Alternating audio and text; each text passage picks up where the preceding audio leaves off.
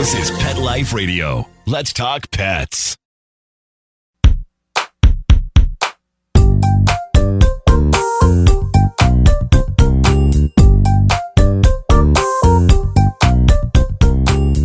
Welcome to Vet Candy's podcast in other news, a podcast to expand your idea of what is impacting the veterinary world, veterinarians, and all animal care professionals as humans. We are your co-hosts, Dr. Jen and Dr. Jason Chatfield. If you are not yet a Vet Candy subscriber, why not? Please subscribe for free today at myvetcandy.com. You can also reach us at jen@myvetcandy.com or Jason at myvetcandy.com. Okay, news hounds. In the Candyverse today, our topic today is COVID-19. In other news, as promised, yet another update on another angle that COVID-19 continues to affect the United States and the world and probably the universe as a whole. That's right. Especially the Candyverse is getting it hard, right? Like absolutely. What is this, like part 4? Yes. Well, no, I just thought they were getting affected hard because this is a crazy situation where it's affecting a lot of people, but really the animal industry in general is being affected, small business wise. You know, Doc, tell me about this dog, all this kind of stuff. But we have a very unique topic today, I believe. We do, and it's one of those indirect manifestations of such an emergency, right? I think so. So Jason, have you been out of the basement lately since this Twice COVID in thing? the last month, I left the basement. Did you? Yep. Did you see people with masks on? I did, and it was driving me nuts. I thought I had to wear a mask. You know, I like to do what everybody else is doing. I thought I should go get a mask. What are we doing here? I don't know what's going on. You like to conform. I know. Yes. Well, also what we see in the news is that apparently surgical masks, N95 masks, all kinds of masks. Wait, what's that one? What, N95? Yeah, what's that? Is that a big one with two little things on the side and all this other kind of weird things? Or no, that's an APR. Okay, right. sorry. No, that's not it. So N95, it filters out. Well, you know what? I don't need to do all this. We have an expert. Yeah. We have an expert coming on. And so we are very lucky here in the Candyverse to have the most recent award winner for excellence in journalism, Dr. Courtney Campbell. Oh, wow. That was a tremendous introduction. I don't know if I could match that. Tremendous. For that. Wow. That's but right. The reality is I appreciate you bringing up that award, but you two should really be the ones that are getting an award for this topic because this is something, I'll be honest, I see it all over the place. I was just at a grocery store the other day and I saw people wearing masks and this topic came right to the forefront of my mind. I said, we need more people talking about it. So thanks for having me and thanks for talking about this topic.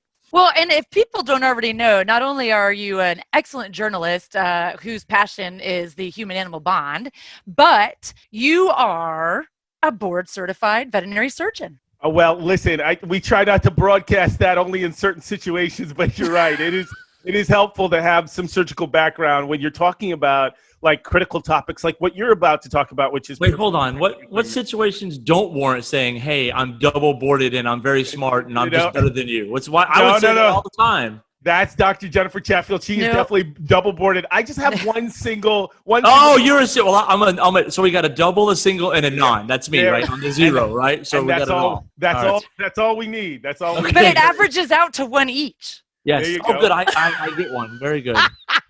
Okay, so all of that aside, you do have the creds to opine on this topic, Dr. Courtney. And so we appreciate you joining us on In Other News, taking a break from Anything's Possible, your incredible podcast, and talking with us.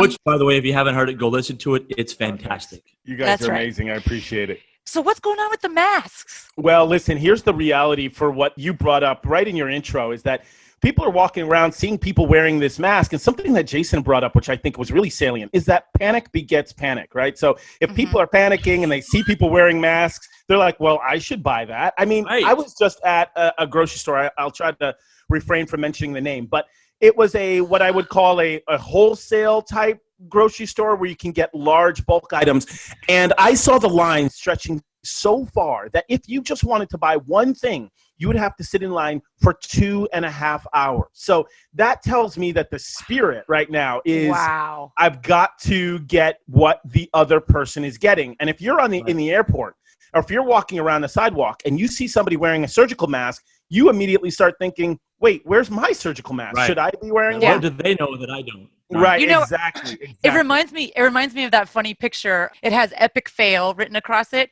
and it's like a guy in like a Hawaiian shirt and like board shorts, and he's looking at like some guys in moon suits digging in a hole. And he's like laughing like, "Hey, look at this." And it's like, if everybody's in a moon suit, what are you doing? Right. What am I missing? What am I missing? Yes. And so, listen, I mean, and what I think drives a lot of this, I don't want to use the word hysteria. Maybe that's a little bit too strong of a word. What I think drives a lot of that panic and concern is that when you see celebrities even on different media outlets, like I saw, who did I see recently? Naomi Campbell. She had a sort of a hazmat suit on and a surgical mask. I saw Kate Hudson, Gwyneth Paltrow. So one of them had a whole suit in the airport, right? I don't know. Yeah, that was your girl, Naomi Campbell. Yeah. Oh, that was Naomi. Yeah, I don't know who it was. Yeah, I couldn't tell because she had so much stuff on. I didn't know who. No relation to Courtney Campbell. So I think ultimately you guys are bringing up a really important topic. So how does that necessarily affect? And I don't look at everything through the prism of veterinary medicine, but the question does become, how does that affect healthcare professionals and people who provide healthcare, specifically human healthcare providers and veterinary medical healthcare providers? Yeah, supply chain issues come to mind, right? Like, are we going to run out? And we are running out. Most def. And the thing is, I was looking at production issues, and the main source of production for these surgical masks, at least for our vendors when we're in the hospital, is actually China. And China has kind of taken control over that production side. Now, to be clear, there's other countries that do produce that. But for our vendors and where we're getting the majority of our surgical masks, it was China, which once you have only that single source, it really limits your availability. Fortunately, we actually have enough surgical masks to do surgery and treat patients, which I'm super grateful for. The we that you're talking about is not a mouse in your pocket, right? It's your practice that you're at every day. Is that the we? Yeah, it's our surgical team, and they're fantastic. And listen, it's so important. It's so important to streamline this stuff, man, because if you've got a bunch of people kind of controlling inventory, you don't know what's up, what's down, what's left, what's right. No. You don't know what's coming in. So fortunately, that one person that's in charge of that, said, hey, should we stock up? Should we be concerned about this? And then we took appropriate measures, and we do actually have enough surgical masks to fit it.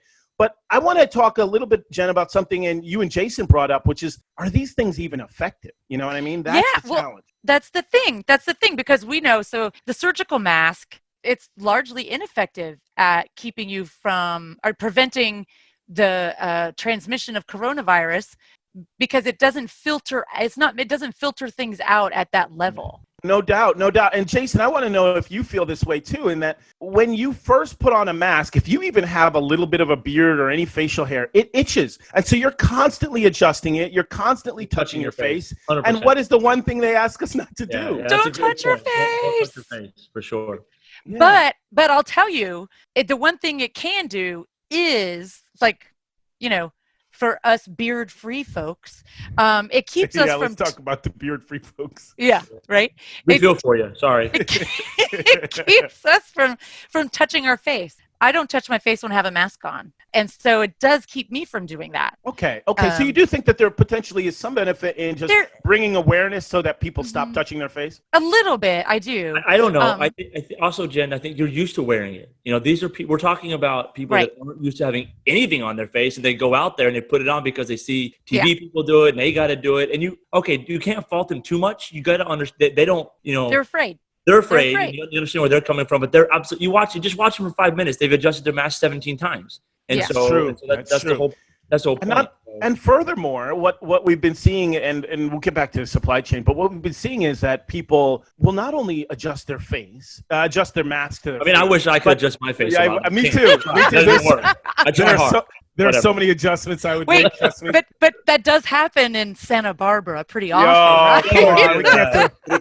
All right. Oh, shots fired. So the thing is, as far as they adjust the mask on their face, the mask doesn't form a very tight seal. No. They may use that single-use mask multiple days in a row, which then could potentiate bacterial, contamination inside the mask, or even yeast contamination from the condensation of your breath. That sounds nasty. So if you have let's say you have one of these surgical masks that doesn't really fit your face, that you touch constantly, that you're wearing multiple days in a row, I don't know. You actually may be putting it may be more harmful than no surgical mask at all.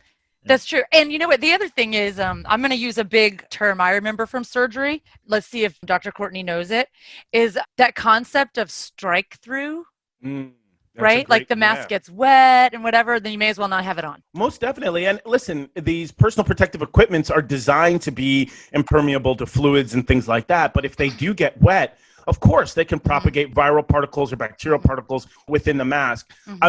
So if people are listening to this and they're like, you know what, man, they do bring up a good point in that these masks are not effective, then which masks are effective? I think I'm curious to know your opinion, Jen, about N95 masks. So N95, that's the other one that we're seeing in the news everywhere, right? And that means that it filters out 95% of the particulate matter. So it is a step above your regular generic surgical mask. Exactly. However, N95, and we actually call them a respirator. N95 respirator. Yeah.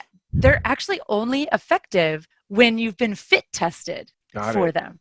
So what that means is there's this whole thing where you test. So you put a hood over your head, you have your N95 mask on, you put this big plastic hood. It kind of looks like a big capsule, like a dive helmet. Right. And through a little hole in it, someone sprays either bitter spray. I don't like that one. Okay. Or like a citrus one, and then they tell you to do jumping jacks. Jacks. Yeah, and they tell you to move your head like to side or up and down for 20 times. So let me get this clear. Not burpees, definitely not mountain climbers. Just jump. That's the chosen exercise. Yes, that's what it is. Right. Or move your head side to side. And then if at any moment you taste the spray, because they're constantly spraying more in through the little hole in the hard plastic thing over your head.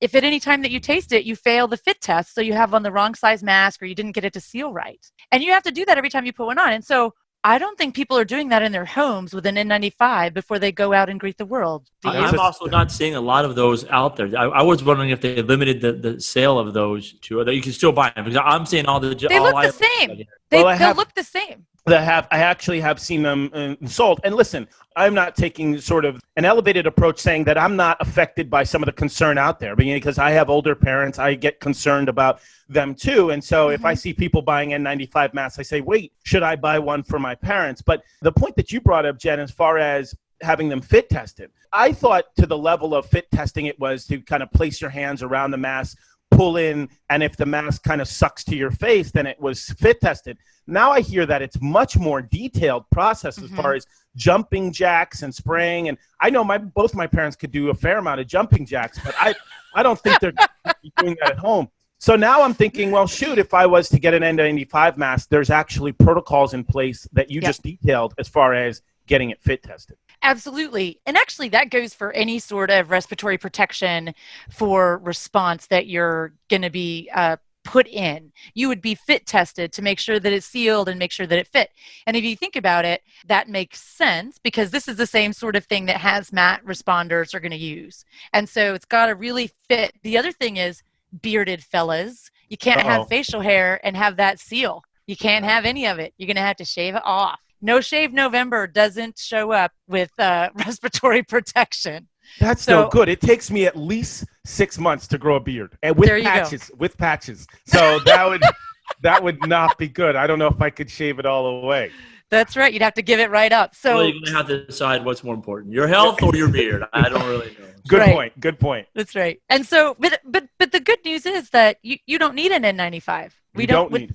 Yeah, that's not something that you should be walking around in the general public with, because there's a way to mitigate that respiratory exposure. So hold on. So we've just been forever talking about, not only is everyone doing it wrong, they don't even need to do it or they shouldn't do it at all. Let's reiterate that. They don't need, you're doing it wrong. Okay, you're probably doing it wrong and you don't need to do it. All right.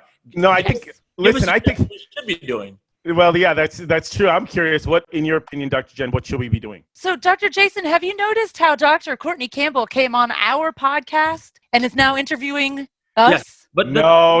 Listen, I'm a student. I'm a student to the game at all times. I love having you guys on. But I will say this. He said he loved having us on. He liked having us on our podcast. Listen, I think it's great. It's move on. Yeah. Fire Here's the away, truth. Dr. Courtney. Here's the truth. I think the 3 points you guys brought up. Number one, these surgical masks everybody's walking around with probably do very little. Let's be honest, all right? Number two, if you do choose to get an N95 mask, you probably should get it fit tested in the ways that Dr. Jen just detailed. And number three, you're about to drop number three on us on what should we be doing rather than wearing N95 or surgical masks. That actually might work. Thank you so much for driving us back to the topic at hand, Dr. Campbell. Yes, social distancing. Okay. Social distancing, the number one way to mitigate your risk for respiratory disease. So that means I'm pretty safe in the basement. I'm distant. I'm very socially distant. I'm pretty safe. Yeah. However, I have no friends, so it works out for me really perfect. We're good. Yes. Yep. But done. We can have our beard then. There we go. No mask, That's keep right. the beard, social distancing. So on that note, we're going to take a quick break. And on the other side, we're going to talk a little bit more about supply chain impact. And we're going to play a little game with Dr. Courtney Campbell. So let us pay some bills and we'll see you guys on the other side.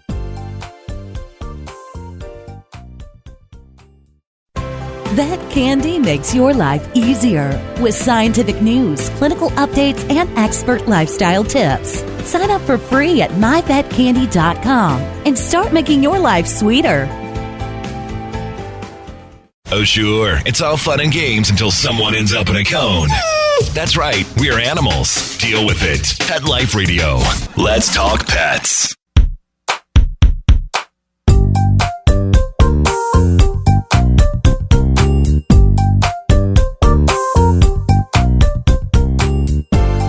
Okay, welcome back.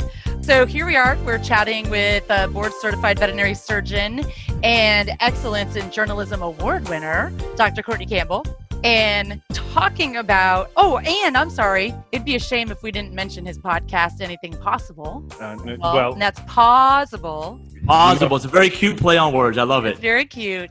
So we're talking about surgical masks and what are we supposed to do with this? So I know that Dr. Campbell, you said that you guys have a rock star of an inventory manager and that they need a raise because they made sure to stock up on surgical masks for you guys in your surgical practice, VetSurge in Ventura. But what if I do my own inventory and supply and oops, I dropped the ball? Yeah, as most clinics do. I mean, I think that's great that you guys did that. And I was surprised to hear there might actually be a problem. But then I go outside and I guess I could see that with everybody wearing these masks inappropriately, wrongly, and just taking away the inventory. So I guess I have two questions. Sorry to steal the thing. Is there actually a problem? And if there is, what can the normal small animal practice do about it? Are there steps to mitigate this issue? Well, the bottom line for me is just the answer to the first question right off the bat. Fortunately for our practice, we're not seeing a problem with that just because of our current inventories. But that doesn't mean it won't change later. Mm-hmm. That doesn't mean that we couldn't potentially have a problem if there was damage to our stock or things like that. And so, and in addition to that, the supply chain has started to become regulated. So they're saying, hey, listen, we're only going to send 10 boxes here or 5 boxes there, 20 boxes there. So there's a variety of things that could be happening to us in the future. And so the idea of what to do in the cases of a shortage, what to do in the cases of a crisis, I think are really relevant and germane concerns, particularly in veterinary healthcare settings. So for us, it's not a problem. But for other people who are having a problem, one thing that I certainly have seen recommended is to go back to something that you two had mentioned earlier, which is emphasizing other protective measures. So if you have to use a surgical mask more than once, go ahead, use it twice or 3 times. But prioritize hand hygiene above anything else. Make sure you're washing your hands. Make sure you're preventing transmission through contact through your hands above surgical masks. And then 2, if you see, let's say, your personal protective equipment like gowns or things like that past the expiration date, it's okay to use them past because you're experiencing a crisis or a shortage at that time. So I have a question about that. So does it matter what procedures I'm doing? For me, I would definitely say there's 2 answers in my mind for that question. Number one, give us the best one. It's actually dichotomous, and they're both equal. They're both equal. So we're equal. Everybody's equal. Yeah, no winner. Everybody wins. Everybody wins. That's the way. You know how that's the way I get down. So I would say that. I would say that number one, doesn't matter which procedures you're doing.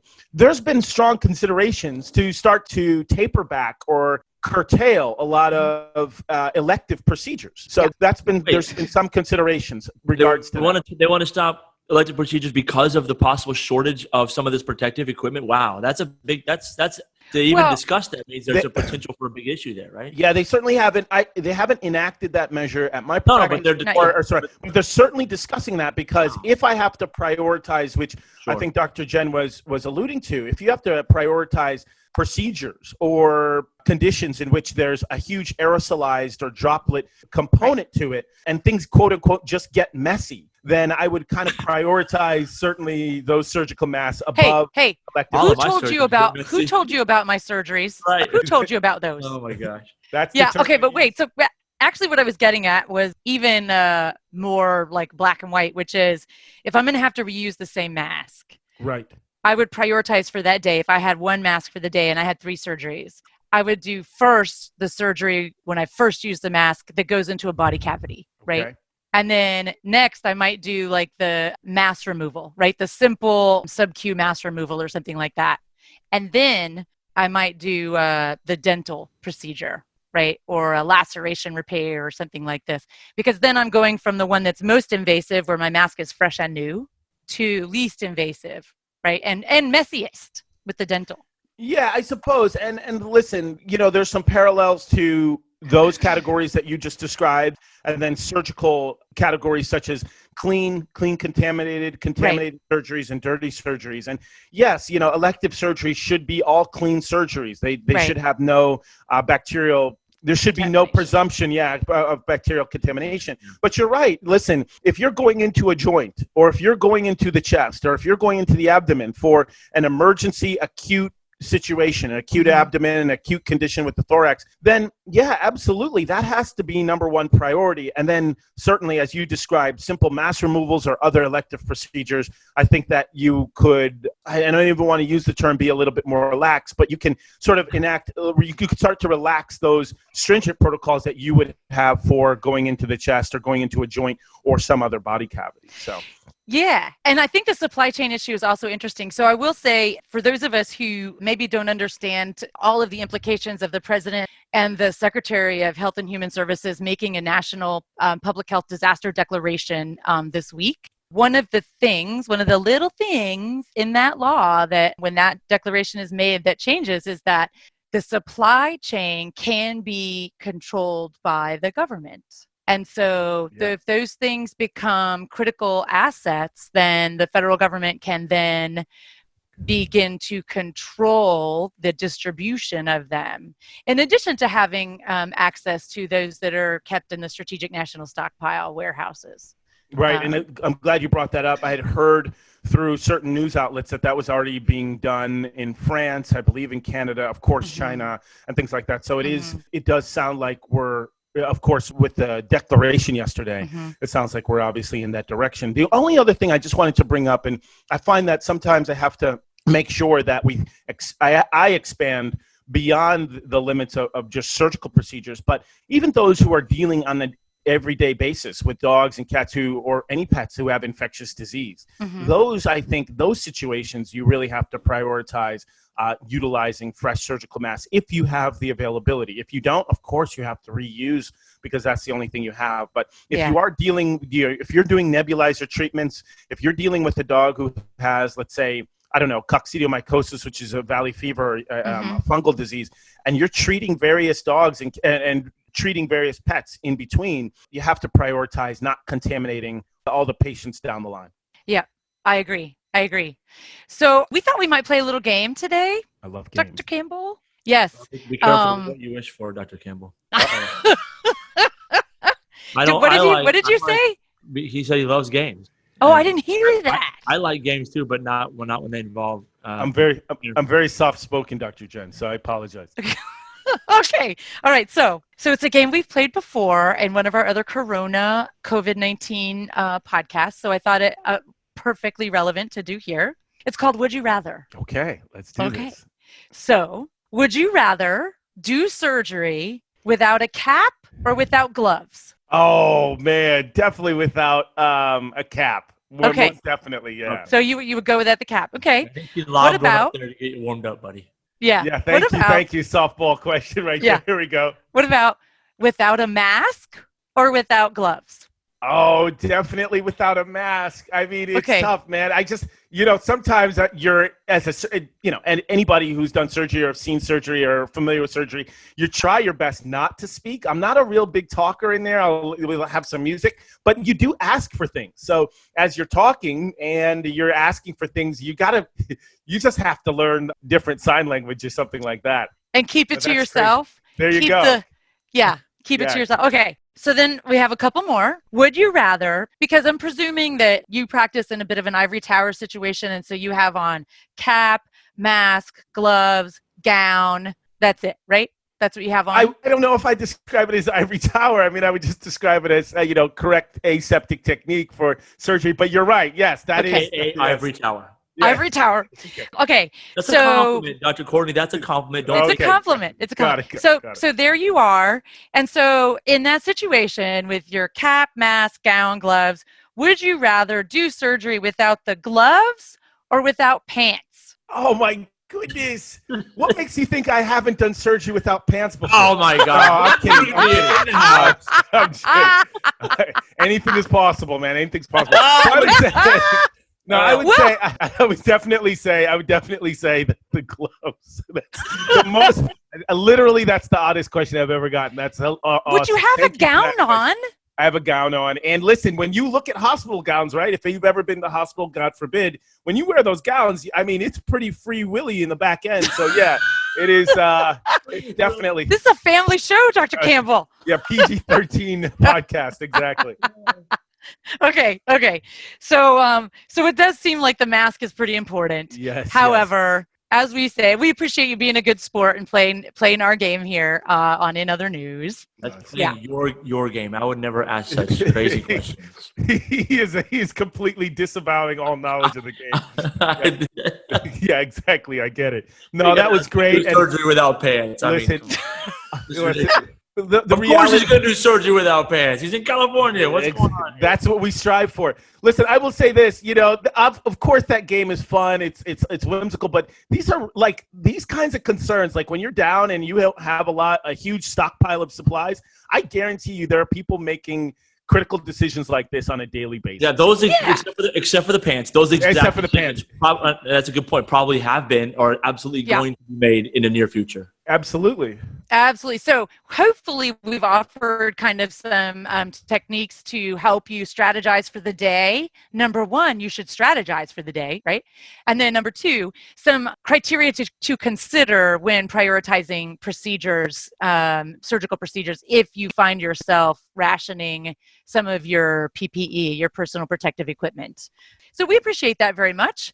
And we want to say thank you very much again for letting us breathe some rare air with the Excellence in Journalism Award winner and boarded surgeon, host of Anything's Possible, Dr. Courtney Campbell. Thanks for joining us. It was an amazing pleasure. Now, thank you both. It's been absolutely incredible. All right, so folks, tune in next time. Who knows what we'll be talking about, but it may still be COVID-19, or maybe we'll move on to a new topic. See you next time on In Other News. Let's Talk Pets, every week on demand, only on PetLifeRadio.com.